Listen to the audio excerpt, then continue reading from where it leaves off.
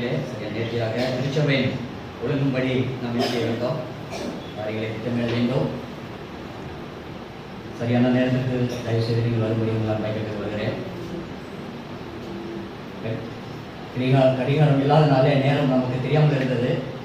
ஆன போதிலும் எல்லாரும் பார்க்கத்தக்கதாக நமக்கு நேரம் இருக்கிறது. அதனாலே திருச்சபை துவக்கத்தையும் நாம் என்ன செய்வோம், நிறைவையும் நாம் கடைபிடிப்பதற்கு நாம் பிரயாசப்படுவோம். கர்த்தர் நம் ஒருவரையும் விசேஷமாக ஆசீர்வதிப்பாராக. கர்த்தருடைய நாமத்தினாலே உங்களை வாழ்த்தி வரவேற்கிறேன். இந்த வேளையிலும் ஆவியானவர் சொல்லுகிறதை காது உள்ளவன் கேட்க கடவான் என்று வேதம் நமக்கு சொல்கிறதை நாம் பார்ப்போம். சங்கீத புஸ்தகத்திலே 9ஆம் அதிகாரம் 10வது வசனம், இந்த உலகத்திலே நாம் நம்பியிருக்கிற நம்பிக்கை, விசுவாசம் எல்லாம் யாருடைய இருக்க வேண்டும் என்பதை குறித்து சங்கீதம் 9:10வது வசனத்தை வாசிங்க. உம்மை தேடுகிறவர்களை நீ கைவிடுவதில்லை, ஆதலால் உமது நாமத்தை அறிந்தவர்கள் உம்மையே நம்பி இருப்பார்கள். நான் நம்பி இருக்கிறோமா, இல்லை அவரை தேடுகிறோமா? தேடிதான் நம்பணும். ஆனா நம்முடைய தேடுதல் எப்படிப்பட்டதுன்னா, ஆவலோடும் வாஞ்சியோடும் ஆழமான விசுவாசத்தோடும் என்ன செய்யணும், நம்பிக்கை விடவா இருக்க வேண்டும். உம்மை தேடுகிறவர்களை ஆண்டவர் கைவிட மாட்டார் என்கிறதை அறிந்திருக்கிற நாம், உம்முடைய நாமத்தை அறிந்தவர்கள் உம்மை நம்பியிருப்பார்கள். நாம் தேவைக்கு தேவனை என்ன செய்யக்கூடாது, கூப்பிடக்கூடாது. என் வாழ்நாள் எல்லாம், என் ஜீவன் உள்ள நாள் எல்லாம் அவரே நம்பியிருக்கிறோம். அவரை நம்புகிற பிள்ளைகள் ஒருபோது வெட்கப்பட்டு போவதில்லை. இப்போ வாழ்க்கையில சில தடைகள், ஏமாற்றங்கள் வருவதற்கு காரணம் என்ன அப்படின்னு சொல்லி நான் பார்க்கும்போது, நாம் அவரை பிடிச்சிக்கணும். நாம யாரை பிடிச்சிருக்கணும், அவர் நம்மை பிடிப்பதற்கு நம்ம என்ன செய்யணும், நம்முடைய கரங்களை கொடுக்கணும். நாம தேவைப்படும்போது அவர் கரங்களை என்ன செய்யறோம், பற்றி பிடிக்கிறோம். கர்த்தருடைய பிள்ளைகளே, அவரை நம்புகிற பிள்ளைகள் அவருடைய நாமத்தை அறிந்திருக்க வேண்டும். அடுத்தது அவரே நம்பியிருப்பார்.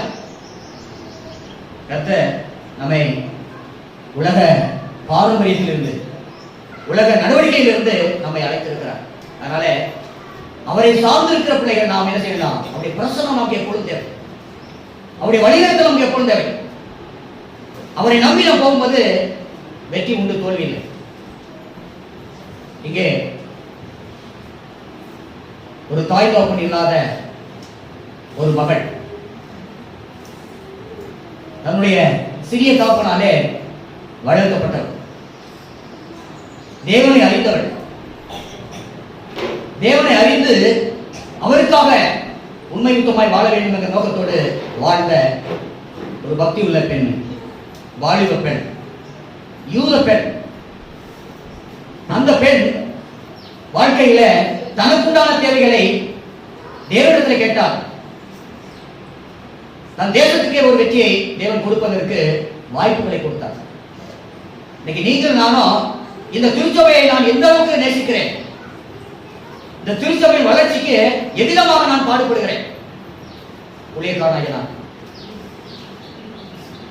ஊழியக்காரனாக நான் இந்த சுற்று வட்டாரத்திற்கு ஒரு சாட்சியாய் என்னை அழைத்திருக்கிற தேவன், இந்த திருச்சபை வளர்ச்சிக்கு நான் எவ்விதமான பாடுபடுகிறேன், பிரயாசப்படுகிறேன், அவரே நான் நம்பியிருக்கிறேன். கர்த்தருடைய பிள்ளைகளே, இங்கே நாம் சுத்திகரிக்கப்பட வேண்டும். சுத்திகரிப்பு மிகவும் அவசியமாக இருக்கிறது. ஏனென்று சொன்னால், வருகிற வாரத்தில் நாம் திருவிருந்திலே ஆயத்தப்பட இருக்கிறோம். என்ன சுத்திகரிப்பு? சோப்பு போட்டு கழுவுறதா, அல்லது சுத்தமான ஆணையை உடுத்துவதா, இல்லை வாழ்க்கையில எனக்கு தெரிந்தும் தெரியாமலும் செய்த காரியங்களை நான் ஒருவேளை சொல்லிவிட்டு முடிப்பதா? கர்த்தருடைய பிள்ளைகளே, சுத்திகரிப்பு நமக்கு மிகவும் அவசியம் உள்ளதாக இருக்கிறது. இங்கே ஒரு மனிதனை சந்திப்பதற்கு, ஒரு ராஜாவை சந்திப்பதற்கு, அந்த ராஜாவிடத்துல அனுகூலம் பண்ணுவதற்கு சுத்திகரிப்பு அவசியம் என்று சொல்லப்படுவதை நாம் பார்த்தோம். இந்த நாட்டிலே 127 ராஜ்யங்களை ஆட்ட ஒரு மனிதனை சந்திக்க போவதற்கு, உறவை ஏற்படுத்துவதற்கு, அவரிடத்துல தொடர்புடையதற்கு என்ன செய்ய வேண்டும்? சுத்திகரிப்பு அவசியம் என்று சொல்லப்படுவதை நாம் பார்க்கிறோம். அப்ப ராஜாதி ராஜா, சர்வத்தை படைத்த கடவுள், அவரோடு நாம் உறவைப்பதற்கு, அவரை நாம் சந்திப்பதற்கு பாவத்தோட பயணம் செய்ய முடியுமா? அவரை சந்திக்க முடியுமா? பரமன் இயேசு பார்த்து கொண்டிருக்கிறார். என்னை யார் பார்க்கிறா? என்னை யார் பார்க்கிறா? நான் என் விருப்பத்துக்கு நான் நடக்கிறேன், என் விருப்பத்துக்கு காரியங்களை செய்கிறேன். ஆனால் அவருக்குரிய நாளிலே நான் என்ன செய்ய? பிரசங்கம் பண்றேன், செய்திகளை சொல்றேன், நல்ல வார்த்தைகளை அறிவிக்கிறேன், இனிமையான பாடல்களை பாடுகிறேன். கர்த்தருடைய பிள்ளைகளே, கர்த்தருக்கு பயந்து அவர் வழிகளில் நடக்க வேண்டும். அவருடைய வழியில் நடப்பது அவருக்கு பிரியம். என் பிள்ளைகள் என் வழியில் நடக்கிறார்கள் என்ற சந்தோஷம் மிகப்பெரியதாக இருக்கிறது. ஆனால் இங்கே ஒரு ராஜாவை சந்திக்கப்படுவதற்கு அவர்கள் எந்த அளவுக்கு 6 மாதம் மறு 6 மாதம் என்ன செய்யறாங்க? சுத்திகரிப்பு செய்வதை நாம் பார்க்கிறோம். எஸ்தர் புத்தகத்திலே, எஸ்தர் புத்தகம் 2ஆம் அதிகாரம் 12வது வசனம் வாசிங்க. வாசிங்க. 2:12.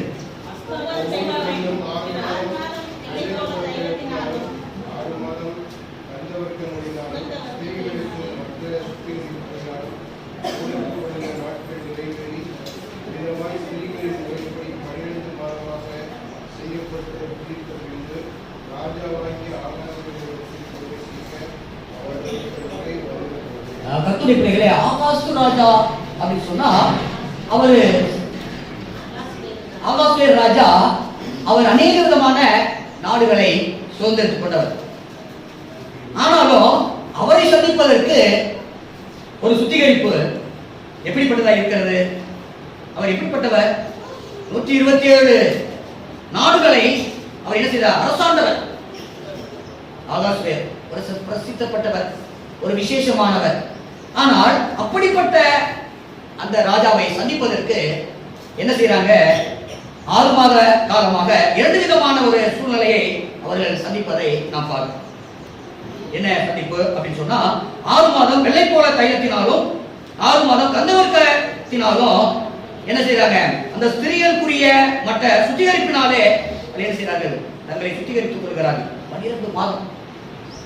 கர்த்தருடைய பிள்ளைகளே, 12 மாதம் ஒரு மனிதனை சந்திக்கக்கூடிய, இந்த தேசத்திலே வாழக்கூடிய ஒரு ராஜாவை சந்திப்பதற்கு 12 மாதம் சுத்திகரிக்கப்படுக வேண்டுமானால் நம்முடைய நிலைமை என்ன? நாம் யாரை நம்பி இருக்கிறோம்? நம்பி இருக்கிறவர் இந்த உலகத்துக்குரியவரா அல்லது நித்தியத்துக்குரியவரா? அதைத்தான் நாம் சிந்திக்க வேண்டும். ராஜாவே ராஜா, சர்வத்தை படைத்தவர், சகலரையும் கண்ணோக்கி பார்க்கிறவர், சகல மனிதர்களுக்காக இந்த உலகத்திலே வந்தவர். அவர் நீங்கள் எல்லாரும் என்னுடைய பிள்ளைகளாக இருக்க வேண்டும் என்று ஆவல் கொண்டிருக்கிறார். ஆவல் கொண்டிருக்கிற அவரை சந்திப்பதற்கு நாம் சுத்தப்படுத்த வேண்டும், சுத்திகரிக்கப்பட வேண்டும். அது ஒரு நாளா, ஒரு வாரமா, ஒரு மாதமா என்று சொன்னால் வாழ்நாளெல்லாம் ஒவ்வொரு நேரமும் நாம் என்ன செய்யணும்? ஆண்டவரிடத்துல சுத்தம் செய்வதற்கான வழிகளை நாம் தேட வேண்டும். அதை செய்து கொண்டிருக்கிறோமா? அதை செய்வதற்கான பிரயாசப்படுகிறோமா? அதை எப்படி சுத்திகரிக்க முடியும்? இந்த உலகத்துல கரை நீக்குவதற்கு சோப்பு போடுறோம், சரீர சுத்தத்துக்கு சோப்பு போடுறோம். என்ன செய்யறாங்க? சில குற்றத்தை மறைப்பதற்கு ஆட்கள் என்ன செய்யறாங்க? நான் யாரும் அவரை கேட்டு தெரிஞ்சுக்கங்க, நான் எப்படிப்பட்டவங்க குடும்பத்தை கேட்டு தெரிஞ்சுக்க, வந்து விசாரிச்சு பாருங்க. கர்த்தருடைய பிள்ளைகளே, தேவனிடத்தில் அப்படி இல்லை. உங்களை ஆராய்ந்து அறிகிறார். நீங்க என்ன பேச போறீங்கிறது தெரிஞ்சிருக்கிறவர், உங்க வாழ்க்கையில என்ன செய்ய வேண்டும்ங்கிறதை திட்டமிட்டிருக்கிறவர். அவர் சொல்கிறாரு, நீங்க எப்படிப்பட்ட சுத்திகரிப்பை செய்ய வேண்டும் என்பதை குறித்து 1 யோவான் 1ஆம் அதிகாரம் 7வது வசனத்தில் என்ன சொல்லப்பட்டிருக்குன்னா, கிறிஸ்து இயேசுவினாலே அவருடைய இரத்தத்தினாலே மீட்கப்பட வேண்டும் என்று வேதம் சொல்லுகிறது.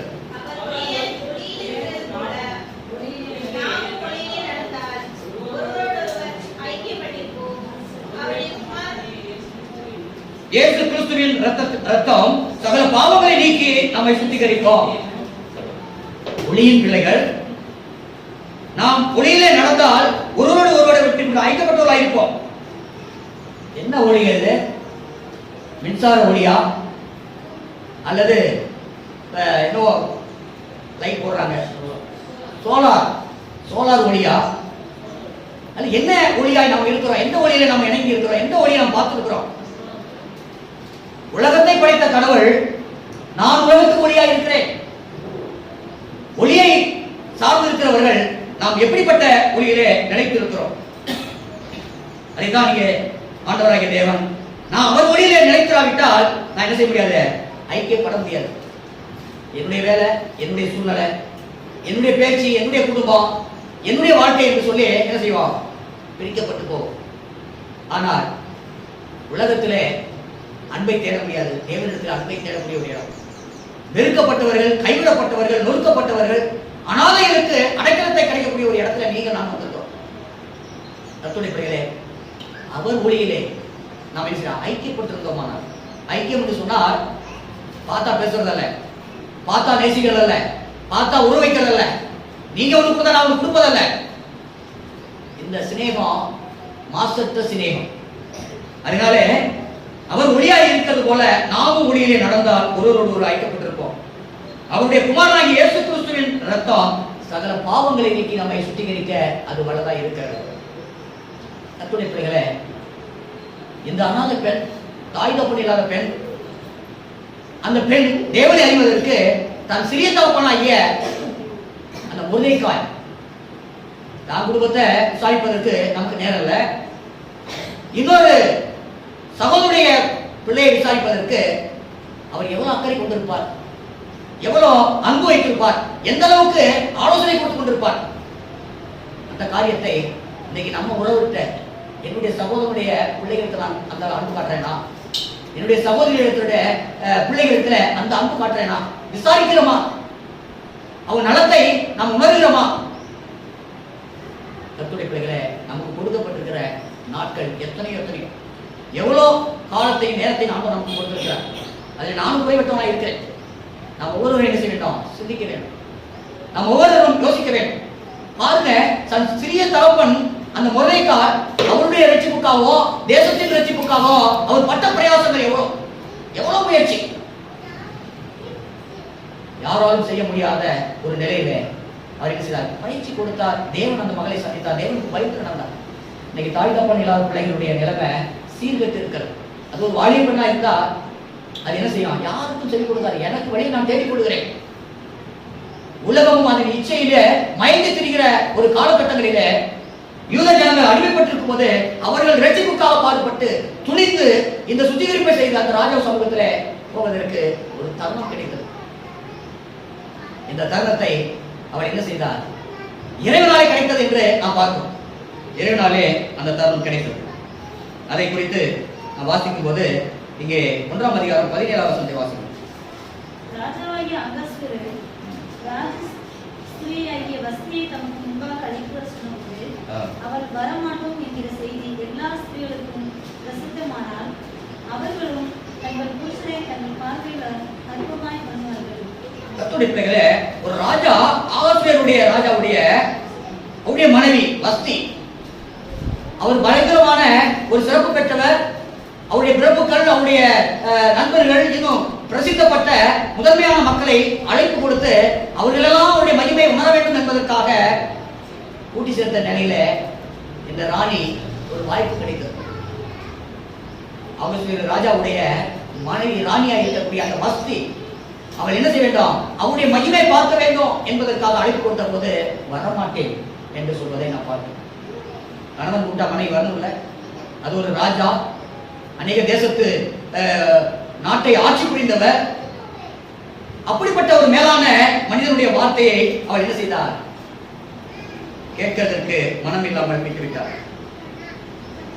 கர்த்தருடைய பிள்ளைகளே, அப்படிப்பட்ட அந்த மகளை, அந்த மனைவியை என்ன செய்யறாங்க? அந்த சட்டத்தின்படி அவளை உதறி தருவதற்கான ஒரு சூழ்நிலை வந்ததாக வேதம் நமக்கு சொல்லுகிறது. அது வாசிங்க, அடுத்து 18, 19 வாசிக்கிறேன்.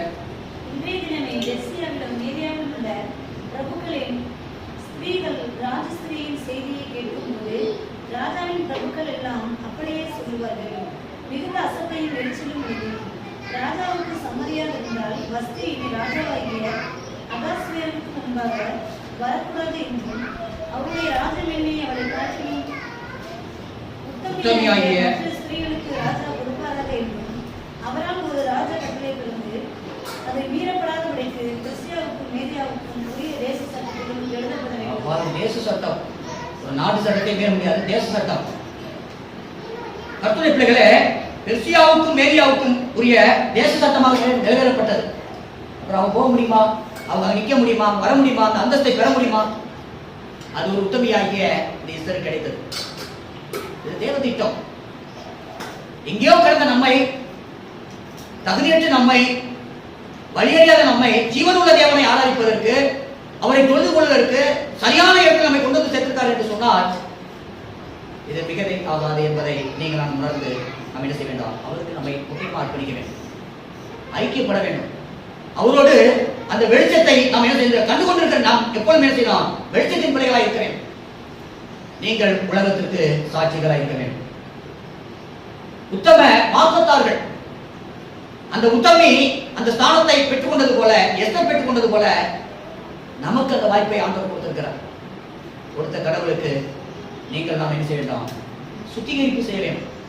அனுதினமும் ஆண்டவரே என்னுடைய பாவங்களை பண்ணிங்க, என்னுடைய குற்றங்களை பண்ணிங்க, என்னுடைய அறியாமைகள் நீக்குங்க, உமக்கு பிரியமான காரியங்களை செய்ய, உம்முடைய காரியங்களில் நாம் பங்கெடுப்பதற்கு என்னுடைய சரீரத்தை முற்றிலும் கழுவி சுத்திகரிக்கும். பாவம் அல்ல, கல்வி என்னை சுத்திகரிங்க. தாவீதுடைய பாவத்துக்கு மன்றாடினது போல எவ்வளவு பாவம் செய்திருக்கிறோம். எண்ணிக்கை கிடைக்காத பாவத்தை நாம் ஒவ்வொரு செய்திருக்கிறோம்.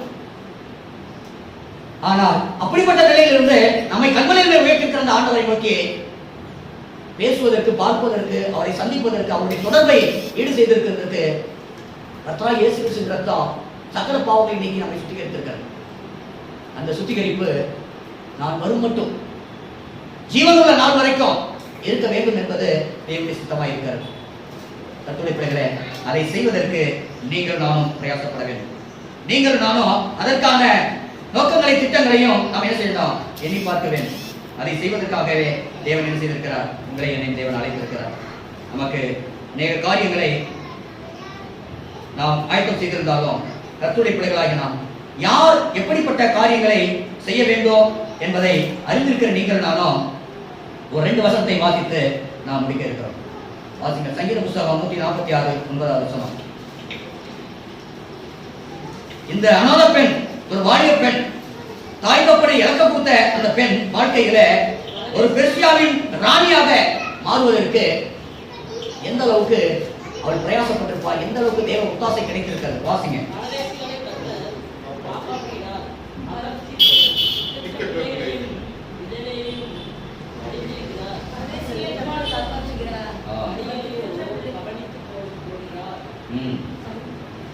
கர்த்தருடைய பிள்ளைகளே, அநாதைகளையும், திக்கற்றவர்களையும், விதவைகளையும் நேசிக்கிற கடவுள் நம் கடவுள்.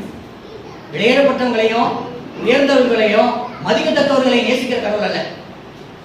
இந்த உலகத்தால் வெறுக்கப்பட்ட, உலகத்தாலே கைவிடப்பட்ட எல்லாரையும் நேசிக்கிற கடவுளை நீங்கள் நான் கும்பிடும்போது நமக்கு அவர் எவ்வளவு சகாயம். கர்த்தருடைய பிள்ளைகளே, அவர் பெரியவர், உன்னதமான தேவன். அவருக்கு நிகரான உலகத்திலே யாருமே இல்லை. இன்னைக்கு ஒரு நல்லதை பெற்றுக்கொண்டோமானால் அவங்களை பார்க்கறப்பெல்லாம் மிஸ் பண்ணுவோம், பார்க்கறப்பெல்லாம் நல்லது சொல்லுவோம், நன்றி சொல்லுவோம். இன்னும் என்ன செய்வோம், அவரிடத்துல ஒரு தனி ஒரு மாற்றத்தை நம்ம என்ன செய்வோம், நம்முடைய செயல்பாடுகளை மாற்றி கொடுப்போம். ஆனால் கர்த்தருடைய பிள்ளைகளே, உன்னையும் என்னை ரட்சிப்பதற்கு நான் உன்னோடு கூட இருக்கிறேன் என்று ஆண்டவர் சொல்கிறார். உங்களையும் என்னையும் ரட்சிக்கிற கர்த்தர் நான் உங்களோடு கூட இருக்கிறேன். அந்த கடவுள் மிகப்பெரியவர். அவருக்காக நாம் என்ன செய்யணும், சுத்திகரிப்பு வேலை செய்ய வேண்டும். சங்கீதம் 97 11வது வசனத்தை வாசிங்க.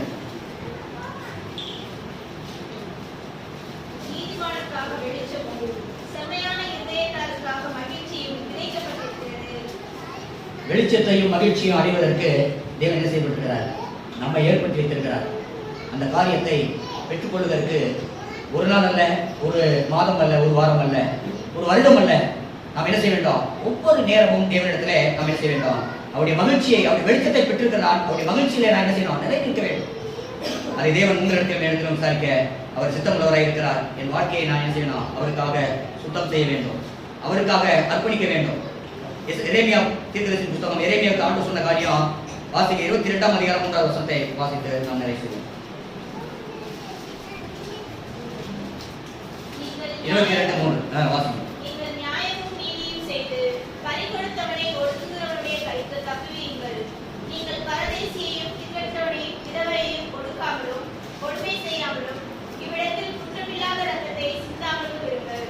கர்த்தருடைய பிள்ளைகளே, குற்றமில்லாத ரத்தம், நமக்காக சிந்தப்பட்ட அந்த ரத்தத்தை நாம் விருதாவாக எண்ணாதபடி ஒடுக்கப்பட்ட மக்களை ஆதரிப்பதற்காக தேவன் என்ன செய்கிறார்? நம்மை போய் அவருடைய அன்பை, அவருடைய நீதியை பயந்து நடுங்கி ஒளிந்து கொள்கிற மக்களை கூட்டி சேர்ப்பதற்கு ஒரு தரத்தை அவர் நமக்கு கொடுத்திருக்கிறார். அந்த பணியை எஸ்தரை எவ்வளவு துணிச்சலா செய்தார்களோ, எஸ்தருக்கு அந்த வாய்ப்பை கொடுத்த ஆண்டவர் உண்மை உத்தவமான தேவனுடைய பிள்ளைகள் ஆகிய உங்களுக்கும் எனக்கும் அனைவிதமான நன்மையான ஈவுகளை, விடுதலையின் வாழ்வையும் அனைவரும் கொடுப்பதற்கு தேவன் உங்களை என்னையும் சாட்சியாக வைத்திருக்கிறார். நாம் வெளிச்சத்தையும் நம்பிக்கைக்குரியவர்களாய் அவரையே சார்ந்து அவருக்காக வாழ்வோம். உங்களை ரட்சிப்பதற்காக நான் உங்களோடு கூட இருக்கிறேன் என்று சொன்ன ஆண்டவர் நாம் ஒவ்வொருவரும் கூட இருந்து நம்மை வழிநடத்தி நம்மை அதிசயமாய் பாதுகாத்து வழி நடத்துவாராக.